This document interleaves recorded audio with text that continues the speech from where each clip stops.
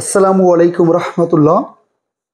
সম্মানিত দর্শক, মানুষের মনে প্রশ্ন, জনমনে প্রশ্ন, নির্বাচন নাকি সংস্কার, আসলে কোনটা প্রয়োজন? এই মুহূর্তে কি নির্বাচন হওয়া দরকার নাকি সংস্কার হওয়া দরকার? আপনার কি মনে হয়? আসুন তাহলে আমরা যদি বলি নির্বাচন কেন প্রয়োজন, এটা বুঝলেই বুঝবো সংস্কারের ব্যাপারটা। নির্বাচন কেন প্রয়োজন? নির্বাচন মানুষ এজন্য চায় যে মানুষ মনে করে নির্বাচনের মাধ্যমে জনগণ তার ভোটাধিকার প্রয়োগ করে সৎ যোগ্য নেতৃত্ব বেছে নেয়। এমন কাউকে বেছে নেয় যে মানবতার কল্যাণে, মানুষের কল্যাণে, জনগণের কল্যাণে, রাষ্ট্রের কল্যাণে কাজ করবে। মানুষের জীবন মানের নিশ্চয়তা থাকবে, মানুষের নিরাপত্তা থাকবে, মানে দ্রব্যমূল্য নিয়ন্ত্রণে থাকবে। এই সব কিছু মিলিয়ে রাষ্ট্রের নিরাপত্তা থাকবে, বিচার বিভাগ নিশ্চিত থাকবে, মানুষ তার বিচারের অধিকার পাবে। সবকিছুর কারণে নির্বাচন প্রয়োজন। আরেকটা কারণে নির্বাচন প্রয়োজন, নির্বাচিত সরকারের সাথে আন্তর্জাতিক পরিমণ্ডলের একটা সম্পর্ক থাকে, যার কারণে ইন্টারন্যাশনালি দেশ উন্নয়নের পথে ধাবিত হতে পারে, বিভিন্ন চুক্তি সহজেই সম্পাদিত হয়।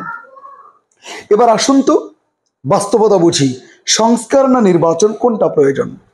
বিগত 54 বছরে আমরা অনেক নির্বাচিত সরকার দেখেছি। সেই নির্বাচিত সরকারদের খুন, গুম, জালিয়াতি, লুটপারি, চোরাকারবারি, ধর্ষণ, রাহাজানি, আয়নাঘর সব দেখেছি। এবং এই নির্বাচিত সরকারদের সাথে আমরা দেখেছি ভারতের সাথে সম্পর্কযুক্ত হয়ে বাংলাদেশের বিষয়ে বারবার এদেশ কিন্তু দুর্নীতিতে চ্যাম্পিয়ন হয়েছে। সেটা কিন্তু এ পর্যন্ত যারা নির্বাচিত হয়েছে, যারা অনির্বাচিত থেকেছে, সকলের ক্ষেত্রে একই ব্যাপার। এবার আসুন ডক্টর ইউনূসের ব্যাপারে, প্রধান উপদেষ্টার ব্যাপারে। প্রধান উপদেষ্টা ডক্টর ইউনূস স্যারকে আমরা পেয়েছি আমাদের চাওয়া অনুযায়ী যোগ্য নেতৃত্ব, সৎ নেতৃত্ব, যেখানে মানবতার কল্যাণ হচ্ছে, দেশ উন্নয়ন হচ্ছে, রাষ্ট্রের উন্নয়ন হচ্ছে, মানুষ ফ্রিডম অফ স্পিচ পেয়েছে, স্বাধীনভাবে কথা বলতে পারছে, রাষ্ট্রের বিচার বিভাগ ধীরে ধীরে স্বাধীন হওয়ার পথে, জুলুম, গুণ, খুম, রাহাজানি, ধর্ষণ, হত্যা, চাঁদাবাজি এগুলো থেকে মানুষ ধীরে ধীরে নিষ্কৃতি পাচ্ছে, রাষ্ট্রের নিরাপত্তা বাড়ছে। তাহলে নির্বাচন হলে যা পেতাম আমরা কিন্তু তা পাচ্ছি।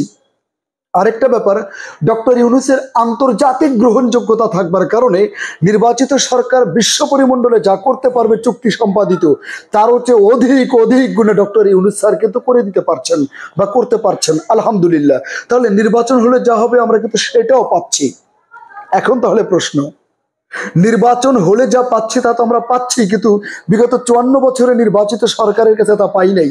তাহলে জনগণ কিন্তু আর নির্বাচন আসলে চায় না, নির্বাচনমুখী না। জনগণ এখন মনে করে সৎযোগ্য নেতৃত্ব পেয়েছি, আগে সংস্কার হোক, প্রয়োজনীয় সংস্কার পূর্ণ কমপ্লিট হওয়ার পরেই কেবল নির্বাচন হওয়া দরকার। তার আগে নির্বাচনের প্রশ্নে জনগণ আর আপোষ করতে চায় না, জনগণ এখন সংস্কারের পক্ষে। এটাই চূড়ান্ত বাস্তবতা।